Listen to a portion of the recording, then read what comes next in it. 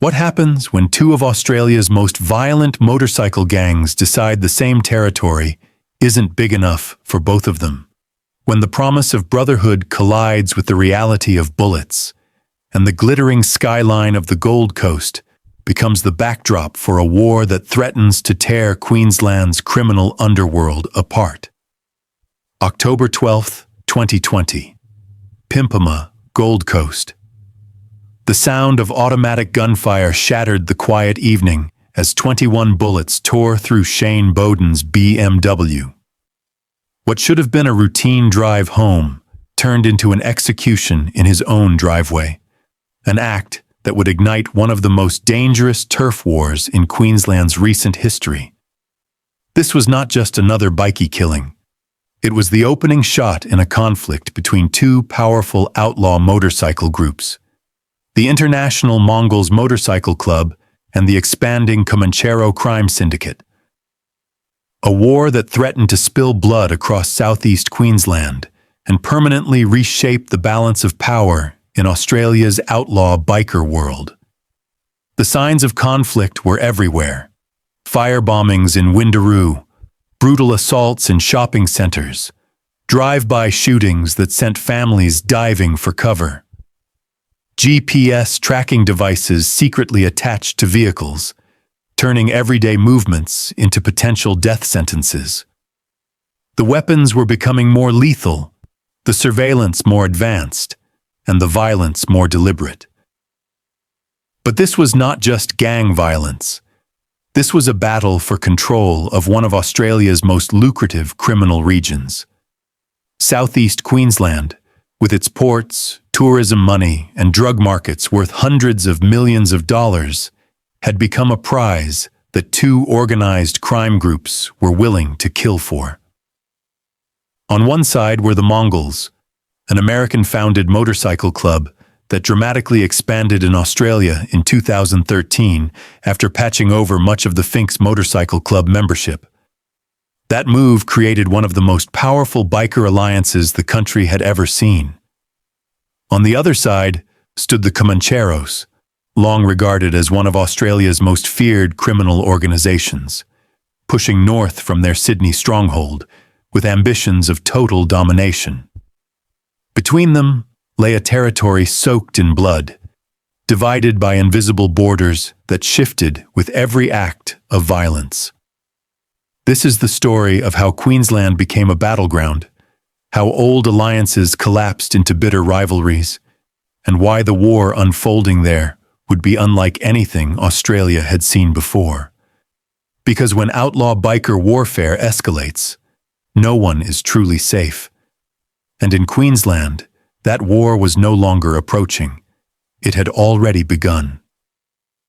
To understand how this conflict began, you have to go back to 2013, when Queensland's criminal landscape changed forever. The Mongols Motorcycle Club, founded in California and originally formed by Hispanic military veterans, made a move that reshaped organized crime in Australia. In October 2013, ahead of proposed anti-gang legislation in Queensland, a deal was brokered that saw an estimated 90% of the Finks Motorcycle Club patch over to the Mongols. This was not a simple merger. It was the largest motorcycle club amalgamation in Australian history. The patchover transformed the Mongols into one of the country's most powerful outlaw motorcycle groups, with around 400 members and chapters across New South Wales, Queensland, Victoria, South Australia, and Western Australia. But with that power came serious consequences. The Mongols did not just inherit territory. They inherited long-standing feuds, criminal rivalries, and unresolved debts that stretched back decades. Former Finks members brought their conflicts with them, and tensions quickly grew as the American-based club attempted to impose control over established Australian criminal networks. The Australian Federal Police officially designated the Mongols as an outlaw motorcycle gang. But on the ground, the reality was far more complex.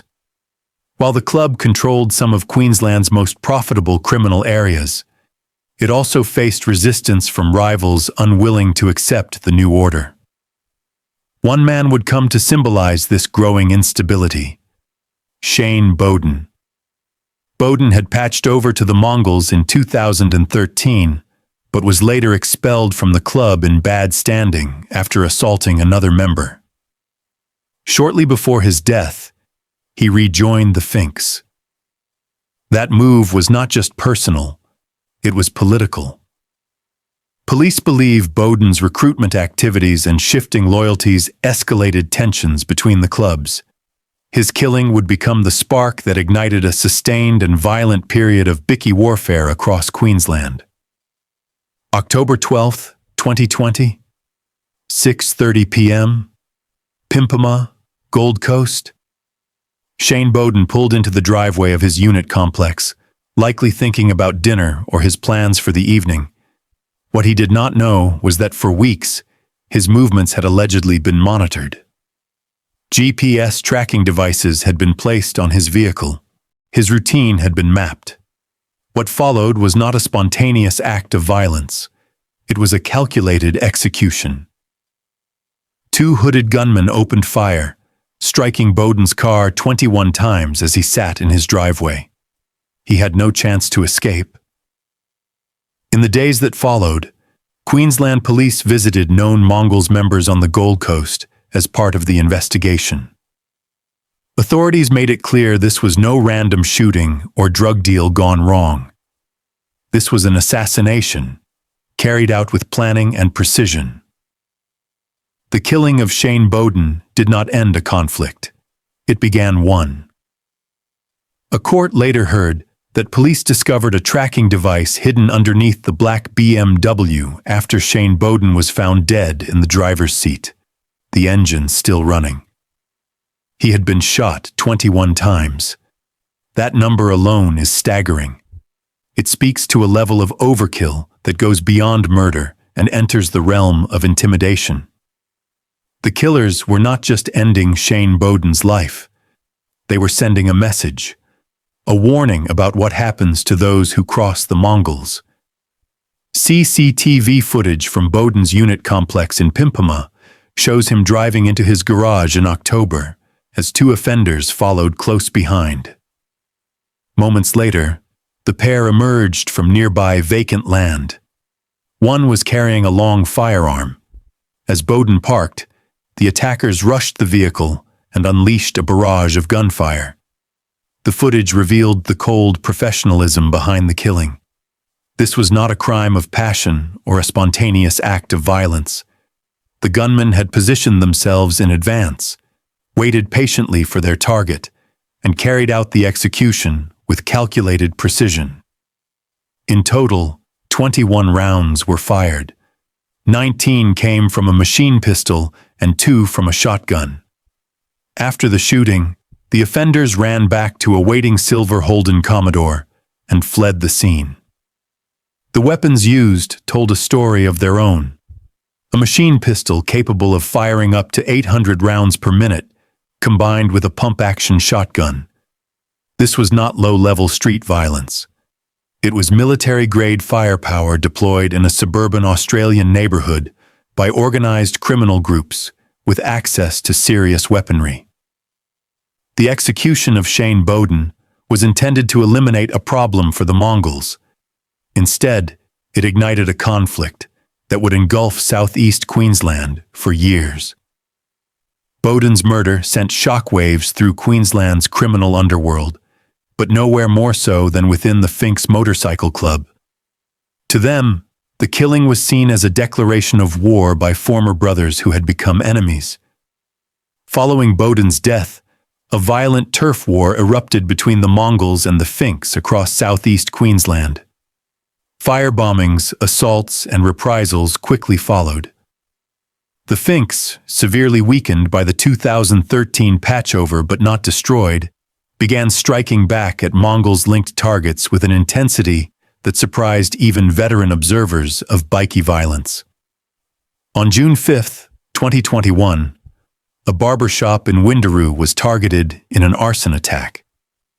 The attack on a civilian business marked a dangerous shift, showing that the conflict was spreading beyond traditional Bikie targets and into the wider community. Ordinary Queenslanders were now being drawn into the violence. Just days later, on June 7, 2021, Mongols and Finks members were involved in a brawl at Australia Fair Shopping Centre in Southport. A violent confrontation in a busy shopping centre during daylight hours represented a major escalation. This was no longer hidden violence in industrial areas or late-night shootings. It was brazen criminal warfare playing out in public spaces where families shopped and children were present. Police later uncovered documents suggesting that chapters of both clubs operating between Logan and the Queensland-New South Wales border were acting under so-called attack-on-site orders. These orders were allegedly issued after the arrest of a Mongols national office bearer linked to the Australia Fair brawl. Attack-on-site directives represent one of the most extreme escalations in Bikie warfare. They mean members of rival clubs are to be assaulted or killed whenever encountered, regardless of location or potential collateral damage. The fact that these orders covered such a large geographic corridor showed this was no local dispute. It was a full-scale war spanning some of Southeast Queensland's most populated and economically significant regions. But as the Mongols and the Finks tore each other apart, another powerful organization was watching from the sidelines, calculating its next move. While Southeast Queensland descended into chaos, the Comancheros Motorcycle Club was quietly preparing its own expansion. The notoriously violent organization set its sights on Brisbane and the Gold Coast, seeing opportunity in a criminal landscape weakened by infighting. The Comancheros' interest in Queensland was not opportunistic. It was strategic. The region offered ports ideal for large-scale importation, tourism-driven cash flow, and drug markets worth hundreds of millions of dollars annually. Media reports revealed that the Comancheros were in discussions with members of the Bandidos Brisbane Centro chapter about patching over several members. This followed the establishment of a Comancheros chapter on the Gold Coast. Rather than launching open warfare, the Comancheros adopted a calculated recruitment strategy. They sought to pull members from existing clubs by offering stronger international connections and greater influence. This approach alarmed rival organizations. Sources indicated that these talks prompted the Bandidos' national executive to issue a directive ordering senior members across Australia to sever ties with the Centro chapter. The response highlighted the seriousness of the threat. Losing an entire chapter to a rival organization was enough to trigger a nationwide order. The Comancheros' reputation for violence was already well established.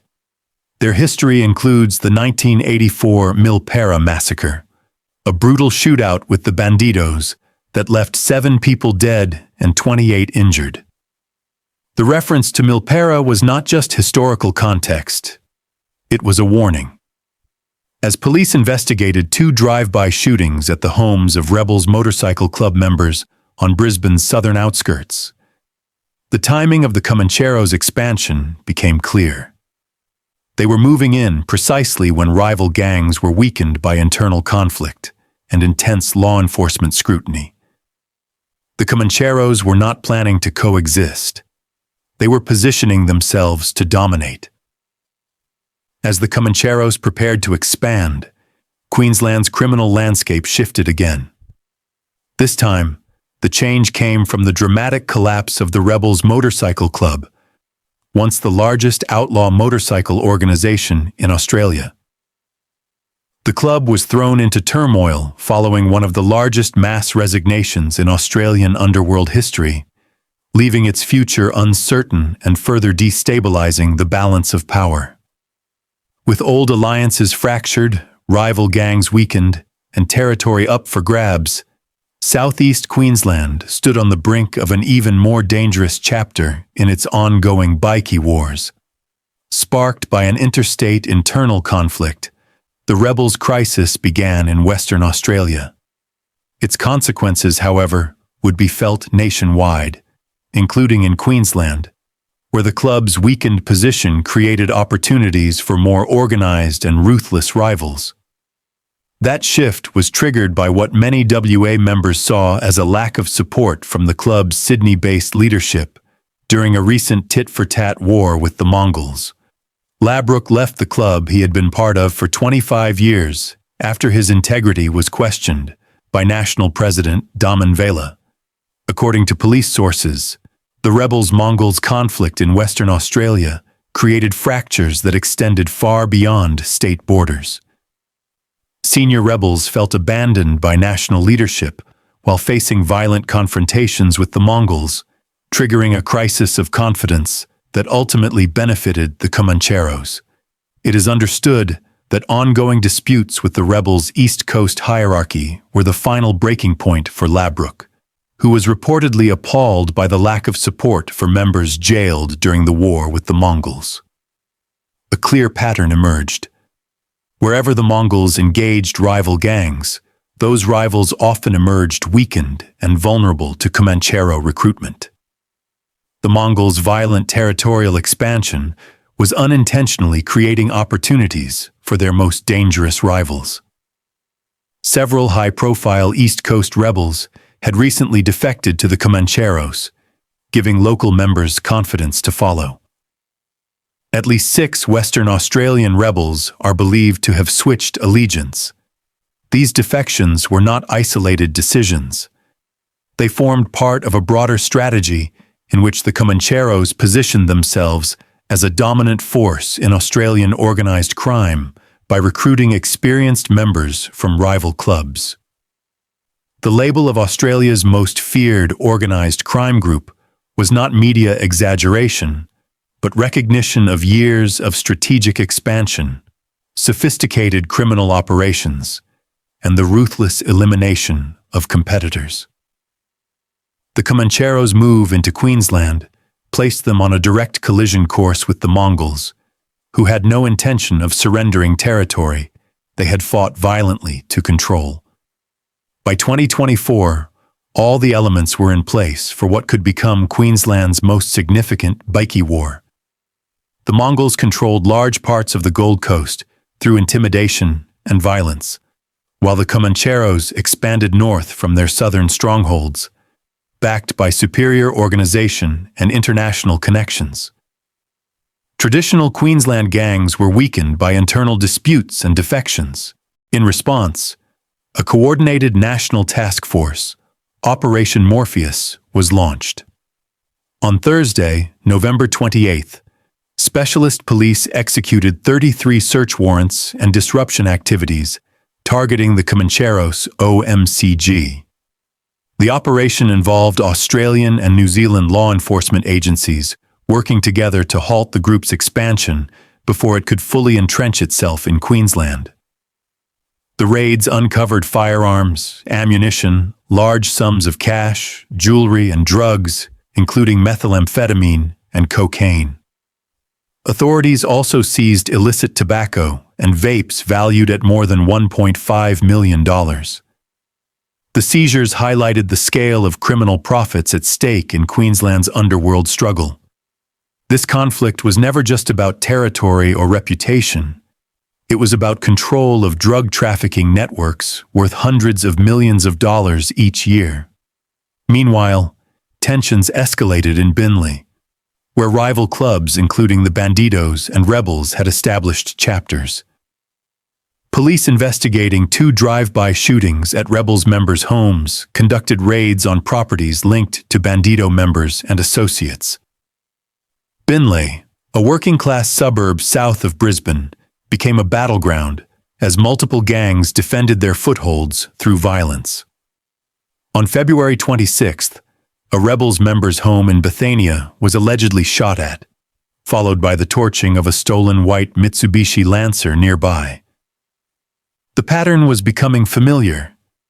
Drive-by shootings followed by the burning of getaway vehicles. Increasingly, attacks were occurring in residential neighborhoods, placing innocent families at risk. Southeast Queensland now sits on the edge of a Bikie war unlike anything seen before.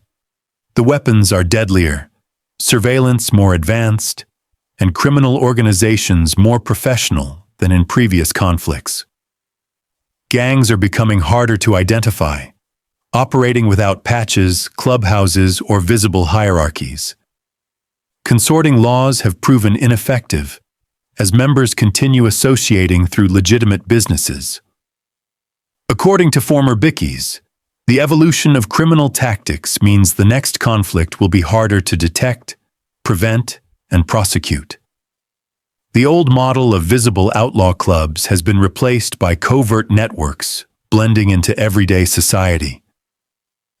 Since the repeal of Queensland's earlier anti-Bikie laws, multiple gangs have begun re-establishing territories. Police have uncovered documents suggesting chapters between Logan and the New South Wales border were operating under attack-on-site orders. These areas include some of Queensland's most densely populated regions, meaning any escalation could affect hundreds of thousands of ordinary residents. The risk to civilians is significant. Shopping centers, schools, and family homes could all become collateral damage in a conflict involving military-grade weapons, GPS tracking, and coordinated attacks. Both the Mongols and Comancheros maintain international connections, raising the possibility of overseas reinforcements and a conflict with national and international consequences. Southeast Queensland stands in a tense calm before the storm. The Mongols refuse to surrender territory taken through violence. The Comancheros view Queensland as their future. Traditional gangs are weakened but desperate, creating the potential for unpredictable alliances. Between these rival factions lies territory worth hundreds of millions of dollars, inhabited by innocent people who did not choose this conflict. The major players are recruiting, positioning, and waiting. This looming Bikie war is not a question of if, but when. When it begins, it will not be a single confrontation, but a prolonged campaign of targeted attacks and territorial battles that could last for years. The warning signs are already visible. The storm is coming,